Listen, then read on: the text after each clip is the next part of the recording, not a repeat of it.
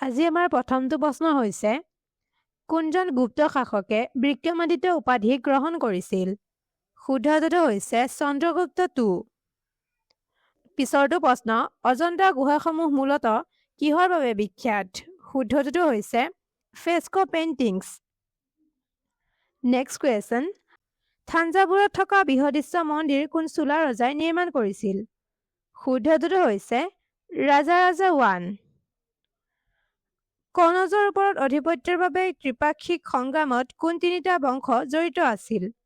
শুদ্ধটো হৈছে পালাছ, পাৰ্থাৰাছ এণ্ড ৰাষ্ট্ৰকূট। বংগৰ পাল বংশৰ প্ৰতিষ্ঠাপক কোন আছিল? শুদ্ধটো হৈছে গোপালা।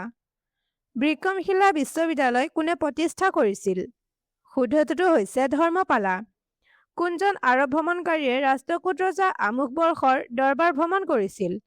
শুদ্ধটো হৈছে চুলেমান। এলোৰাত থকা কৈলাশনাথ মন্দিৰ কাৰ ৰাজত্বকালত উদ্দিত কৰা হৈছিল? শুদ্ধটো হৈছে কৃষ্ণ I। কোনটো পৰ্বতমালাই উত্তৰ ভাৰতক ডেকানৰ পৰা পৃথক কৰি প্ৰাকৃতিক সীমা হিচাপে কাম কৰে? শুদ্ধটো হৈছে বিন্ধ্যাচ। উত্তৰ পশ্চিম কোনটো পাছ আছিল প্ৰাচীন আক্ৰমণকাৰী আৰু ভাৰতত প্ৰৱেশ কৰা ব্যৱসায়ীসকলৰ বাবে সঘনাই যোৱা পথ? শুদ্ধটো হৈছে খাইবৰ পাছ। পিছৰটো প্ৰশ্ন হৈছে নৱপ্ৰস্তৰ যুগৰ মানুহে পোহনীয়া কৰা প্ৰথম প্ৰাণীটো কি আছিল? শুদ্ধটো হৈছে কুকুৰ। কাশ্মীৰৰ কোনটো নৱপ্ৰস্তৰ যুগৰ স্থানত গাঁতত নিৰ্মিত বাসস্থান আৱিষ্কাৰ হৈছিল? শুদ্ধটো হৈছে প্ৰোজাহম। চলকলিথিক যুগক কি নামেৰেও জনা যায়? শুদ্ধটো হৈছে কপাৰ ষ্টন এজ। জৈন ধৰ্মত জিনা শব্দৰ অৰ্থ কি? শুদ্ধটো হৈছে দি কনকাৰো। ভাৰতত মানুহে ব্যৱহাৰ কৰা প্ৰথম ধাতুৰ ভিতৰত কোনটো আছিল? শুদ্ধটো হৈছে কপাৰ। মৌৰ্য অৰ্থনীতিৰ প্ৰেক্ষাপটত সীতা কি আছিল? শুদ্ধটো হৈছে ৰেভিনিউ ফ্ৰম ক্ৰাউন লেণ্ডছ। পিছৰটো প্ৰশ্ন বৌদ্ধ আৰু জৈন ধৰ্মৰ সমসাময়িক আজীৱিকা পন্থাৰ প্ৰতিষ্ঠা কোনে কৰিছিল? শুদ্ধটো হৈছে মাক্খালি গোচালা।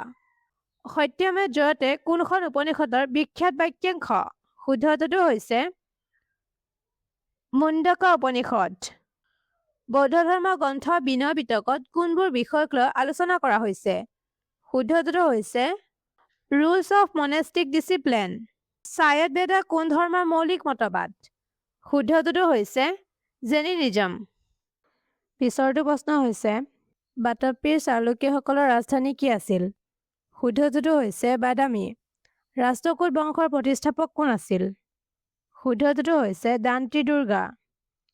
চোলা প্ৰশাসনত মগুলম শব্দটোৱে কি বুজায়? শুদ্ধটো হৈছে প্ৰভিন্স। 712 খ্ৰীষ্টাব্দত সিন্ধ জয় কৰা প্ৰথম আৰব আক্ৰমণকাৰী কোন আছিল? শুদ্ধটো হৈছে মহম্মদ বিন কাছিম। কোনটো যুগৰ বৈশিষ্ট্য হৈছে শিল আৰু তাম দুয়োটা সঁজুলিৰ ব্যৱহাৰ? শুদ্ধটো হৈছে চালকলিথিক এজ। তলৰ কোনটো শস্য উৎপাদন কৰা আদিম লোক আছিল হৰপ্পানসকল? শুদ্ধটো হৈছে কটন। হৰপ্পানসকলে কোন প্ৰাচীন সভ্যতাৰ সৈতে ব্যৱসায় কৰিছিল যাৰ প্ৰমাণ চিলৰ দ্বাৰা পোৱা যায়? শুদ্ধটো হৈছে মেচ'পটেমিয়া।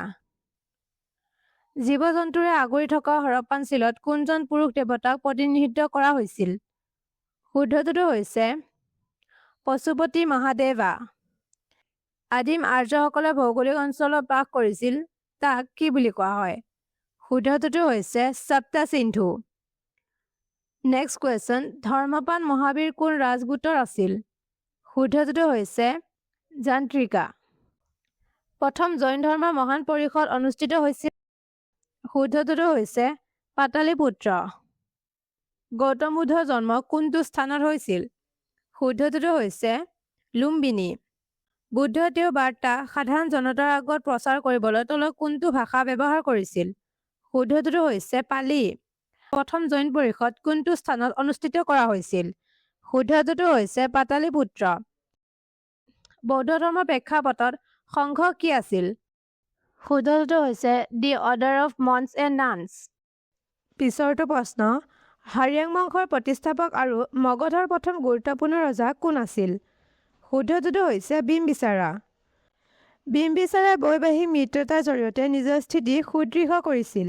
কোন ৰাজ্যৰ শাসক প্ৰসেনজিতৰ ভনীয়েকক বিয়া কৰাইছিল? শুদ্ধটোতো হৈছে কৌশালা।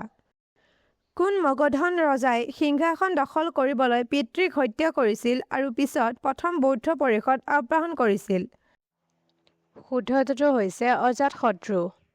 পুৰাণৰ সকলো সক্ৰিয় নিঃশেষক বুলি বৰ্ণনা কৰা নন্দবংশৰ প্ৰতিষ্ঠাপক কোন আছিল? শুদ্ধটোতো হৈছে মহাপদ্মনন্দ। গ্ৰীচৰ ৰাষ্ট্ৰদূত মেগাষ্টেনিছক চন্দ্ৰগুপ্ত দৰবাৰলৈ প্ৰেৰণ কৰা হৈছিল? শুদ্ধটোতো হৈছে চেলেকাছ। অশোকৰ ৰুমিন্দা স্তম্ভ শিলালিপি বিখ্যাত কাৰণ কি?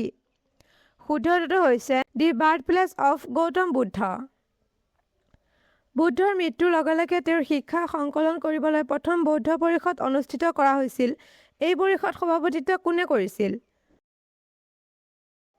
শুদ্ধটোতো হৈছে মহাকাশ্যপা। প্ৰথম বৌদ্ধ পৰিষদ ক'ত অনুষ্ঠিত কৰা হৈছিল? শুদ্ধটোতো হৈছে ৰাজাগৃহা। দ্বিতীয় বৌদ্ধ পৰিষদ পৃষ্ঠপোষক ৰজা কোন আছিল? শুদ্ধটোতো হৈছে কালাচকা। কোন চহৰত অশোকৰ দ্বাৰা তৃতীয় বৌদ্ধ পৰিষদ আয়োজন কৰা হৈছিল? শুদ্ধটোতো হৈছে পাটালিপুত্ৰ। কাশ্মীৰত অনুষ্ঠিত চতুৰ্থ বৌদ্ধ পৰিষদৰ সভাপতিত্ব কোনে কৰিছিল? শুদ্ধটোতো হৈছে বাসুমিত্ৰা। অৱশেষত কোনখন পৰিষদত অভিধম্মা পিটক সংকলন হ'ল? শুদ্ধটোতো হৈছে থাৰ্ড। পিছৰটো প্ৰশ্ন, জৈন ধৰ্মৰ প্ৰথম তীৰ্থংকৰ কোন আছিল? শুদ্ধটোতো হৈছে ঋষভদেৱা। মহাবীৰ কোন ৰাষ্ট্ৰকূটৰ আছিল? শুদ্ধটোতো হৈছে যন্ত্ৰিকা। আজি আমাৰ শেষৰটো প্ৰশ্ন হৈছে, জৈন ধৰ্মৰ 5টা মতবাদৰ ভিতৰত অহিংসা, সত্যে, অস্ত্ৰই, অপৰিগ্ৰহ আৰু মহাবীৰে কোন পঞ্চম ব্ৰত যোগ কৰিছিল? শুদ্ধটোতো হৈছে ব্ৰহ্মচাৰী।